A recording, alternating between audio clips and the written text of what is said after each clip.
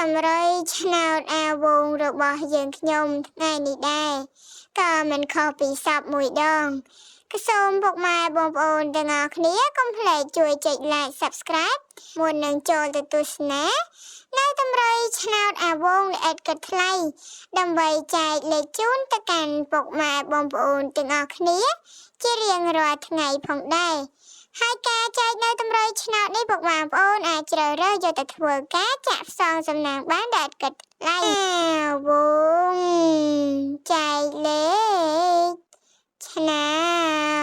ត33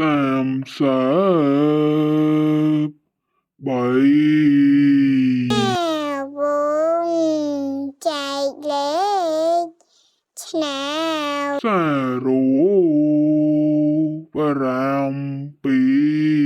អាវងចែកលេខឆ្នោ